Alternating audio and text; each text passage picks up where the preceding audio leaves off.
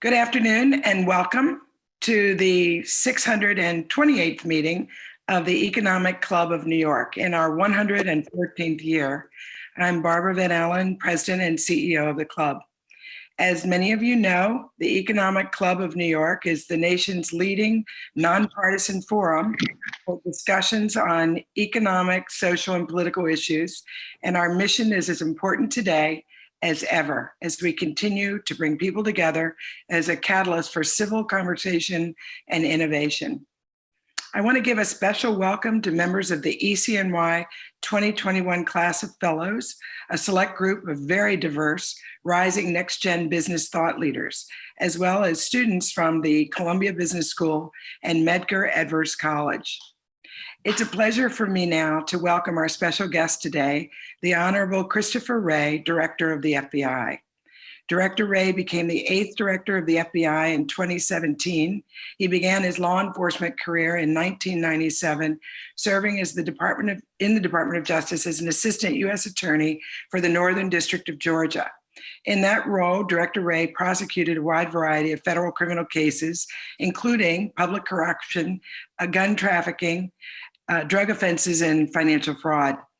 In 2001, he was named Associate Deputy Attorney General and then Principal Associate Deputy Attorney General in the Office of the Deputy Attorney General in Washington, D.C. His duties there spanned the full Department of Justice, including responsibility for sensitive investigations conducted by the DOJ's law enforcement agencies. Director Wray was nominated by President George W. Bush in 2003 to be the Assistant Attorney General for DOJ's Criminal Division, supervising major national and international criminal investigations and prosecutions. Today's program will begin with opening remarks by Director Wray, followed by a conversation, which we're fortunate to have Club Trustee Dan Neff as our interviewer. Dan is partner and co-chair of the Executive Committee for Wachtell, Lipton, Rosen, and Katz, and will end promptly at 1 p.m. As a reminder, this conversation is on the record, and we do have media on the line. So without further ado, Director Wray, the mic is yours. Well, thanks, Barbara, for hosting me today, and my thanks to all of you for joining us. I know if you're like me, we've all just about had it with virtual meetings these days, but I am glad that today's virtual meeting makes it possible for me to talk safely with so many business leaders at a single time. And I say that because partnership with you and your peers has become really an increasingly key part of how today's FBI operates. That's why, for example, we now have a dedicated headquarters Office of Private Sector, why we have private sector coordinators in every single one of our field offices around the country. And maybe most important, why we have teams in operational divisions like our counterintelligence and cyber divisions, thinking constantly about how to protect and work with industry on the specific threats they counter. And I'm hoping that we'll get into the broader national security landscape during our discussions today. But to kick it off for my opening remarks, I'd like to talk to you about how we're tackling the cyber threat in particular. And not just because October happens to be Cybersecurity Awareness Month, because, of course, at the FBI, every month is Cybersecurity Awareness Month. Today, I want to talk about how we're seeing the cyber threat evolve and about the new approaches we're taking to address it. I also want to discuss how essential it is for the FBI to work together with you as partners to combat the threat. And finally, I'd like to highlight some things that you can do to protect your businesses. So over the past decade, I would say that the general public probably didn't spend a whole lot of time thinking about cyber threats. Sure, every year, maybe one or two major cyber incidents would capture the nation's attention. Of course, they noticed the Russian government's election interference in 2016. They probably noticed the Chinese government's theft of nearly 150 million Americans PII from Equifax in 2017. But I would argue it wasn't really until this past year's onslaught of high-profile cyber attacks that a lot more Americans really started to take notice. We saw just over that stretch the SolarWinds supply chain attacks by the Russian Foreign Intelligence Service, the SVR, at the end of 2020. And of course, the SVR, as many of you know, was back in the news earlier this week. And then the Chinese government's Microsoft Exchange server intrusions were revealed in March. Then between May and July, we had ransomware attacks against Colonial Pipeline, JBS Foods, and then customers of managed services provider Kaseya. And while those 5 were some of the highest profile attacks, the reality is they were actually just a few among thousands of incidents targeting businesses and other victims in the US and around the globe. So today's cyber threats are more pervasive, hit a wider variety of victims, and carry the potential for greater damage than ever before. And that's why cyber is, and I think has to remain, one of the FBI's highest priorities. And it's going to stay near the top of our list as long as nation states and cyber criminal syndicates keep innovating. They're constantly developing new ways to compromise our networks and to get the most reach and impact out of their operations. And that includes everything from, for example, selling malware as a service, which makes advanced hacking software broadly available to even unsophisticated criminals. It includes things like targeting vendors, which allow them to evade a company's defenses by compromising trusted outsiders with access to the company's network. It means things like accessing scores of victims by hacking just a single managed services provider who has privileged access to all of them. So we're tracking and countering literally hundreds of national security and criminal cyber threats every single day. Of course, lately we're laser focused on ransomware schemes, particularly those targeting our nation's critical infrastructure. Not only have they wrought havoc on company operations and caused devastating financial losses, but they've also done things like cripple hospital systems, target the energy sector, threaten emergency services, shut down local government operations, and I could go on and on. They're causing real world harm, threatening national security, our economic vitality, and public health and safety. We're investigating, just to give you a little context on that, we are at the FBI are investigating over 100 ransomware strains today, and each one of those 100 or so has scores of victims, and their impact has been growing. And whether you look at our IC3 stats on company losses from ransomware or private sector numbers on the amounts paid in ransoms, I think it's fair to say that the harm from ransomware more or less tripled last year from the year before. Now, I recognize that I hope, at least, I don't have to convince this audience that the threat from criminal ransomware groups has become severe. You know that all too well. But if there's one thing the FBI understands, it's taking down criminal enterprises. And in this context, it's the same in many ways as we've done for 113 years. Our strategy centers on prevention and disruption, trying to hit hackers before they attack or before their intrusions can cause major harm. So to dismantle them, we're trying to go after them on 3 fronts. First, of course, we're taking aim at the actors, working with our foreign partners to identify who's actually responsible for the most damaging ransomware schemes. And when we do that, we take a broad view. So within ransomware groups, that means everyone from the so-called administrators, which despite the bland and somewhat innocuous name, is a reference to the skilled coders and organizers of ransomware organizations, all the way to the affiliates, which are essentially ransomware as a service users who pay the first group, the administrators, for the right to use the malware. But it includes other kinds of actors, like operators of services facilitating cybercrime, like cryptocurrency tumblers or bulletproof hosting providers and others.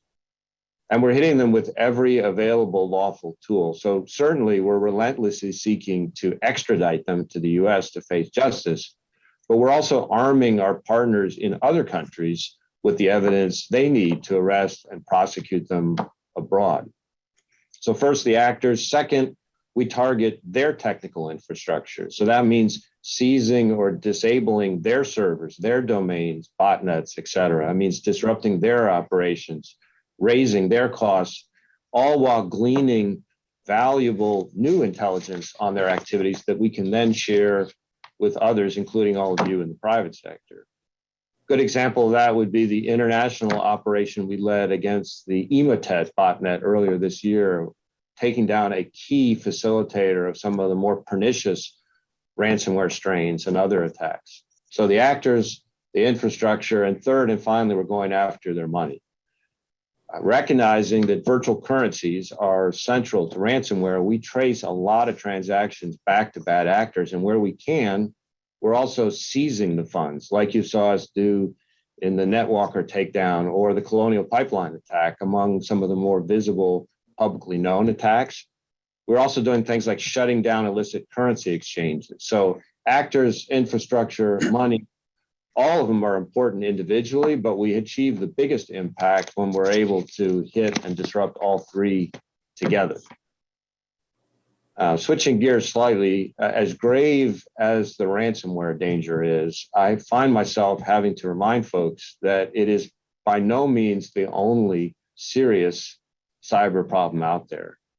We don't have the luxury of defending only against the most immediate threat.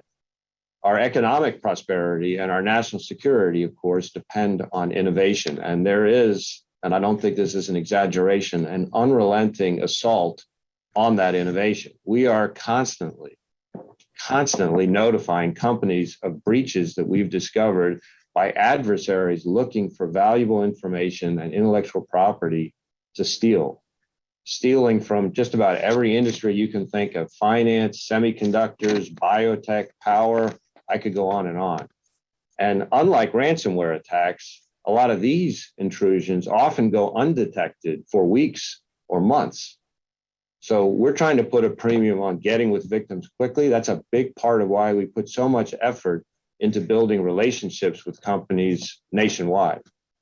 What we've seen is that it takes the full range of our resources to battle the threat to innovation.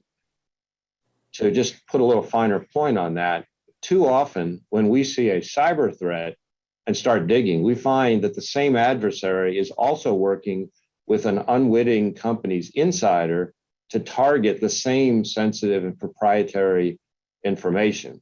Or they may be going after it through a foreign controlled company trying to use a corporate transaction like a joint venture or something as a way to get access to the information.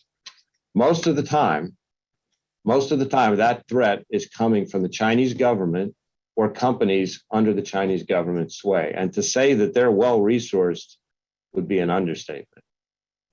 No company is armed to defend against that kind of multi-avenue threat alone. And that's why we've got to be working together.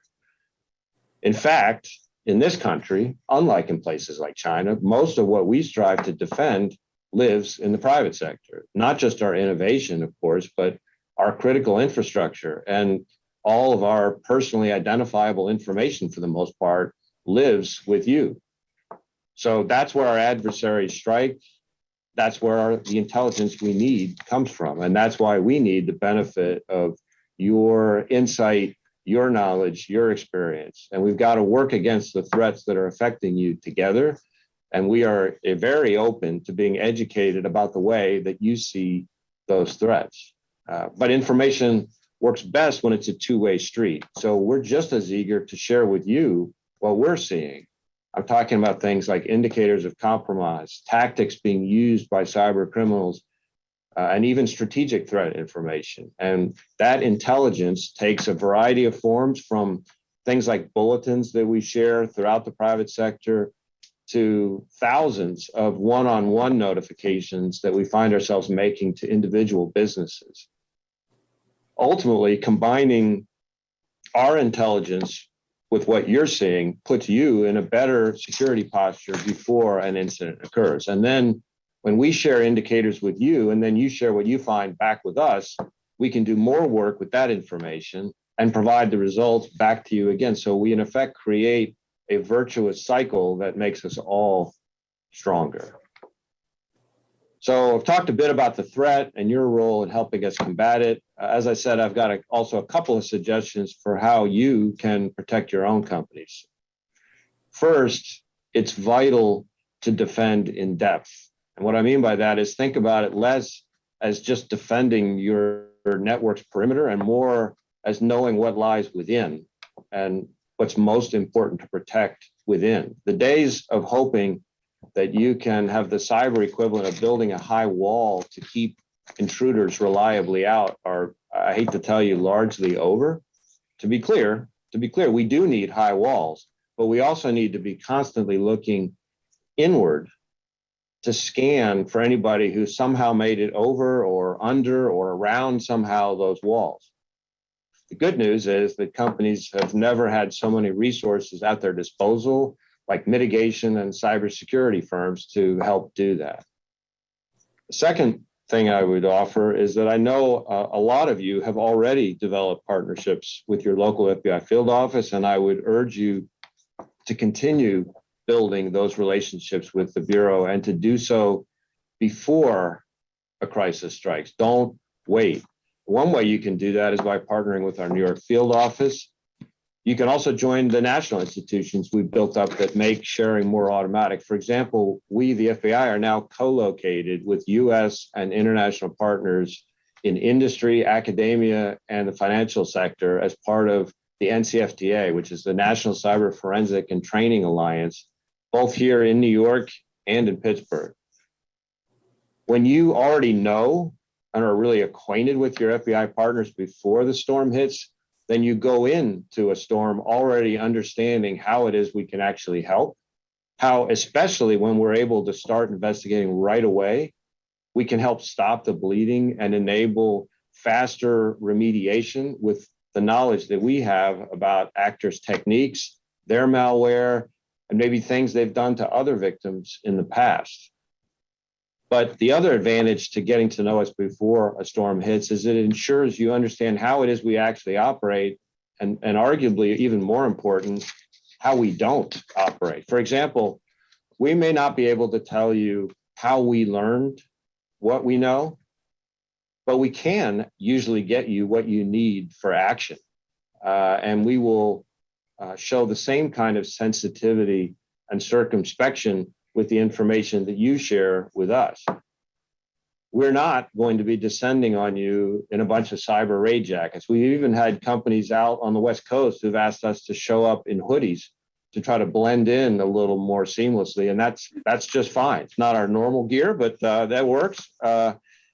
Second, I would say we're not looking, contrary to perceptions some places have, we're not looking to just vacuum up mass quantities of your information. And I think this is a key point, we're not asking you for information so we can then just turn around and share it with regulators looking into the adequacy of your cybersecurity after a breach with 2020 hindsight. Our investigators are laser focused on the bad guys, and we're looking for technical evidence so we can find those responsible and work with our partners, including all of you, to disrupt their activity. In fact, we're very often coming back to the private sector for help with those same disruptions. The Microsoft Exchange operation that I described earlier as a good example, where we were combining our authorities and our relationships with Microsoft and other industry partners to slam shut back doors that the Chinese government hackers had propped open to the networks of literally hundreds of American companies. But we can only hit back against the attacks we know about. With more than 113 years in the business, the FBI, I think, has earned its reputation as the world's premier investigative agency. But even we can't tackle this threat alone. And we're up against some daunting threats posed by nation states, cyber criminals, and increasingly sort of toxic combinations of both of those. And we can only prevail with the help of our partners throughout the private sector, namely you. So thank you for joining me virtually today, and I look forward to continuing this discussion with Barbara and with all of you.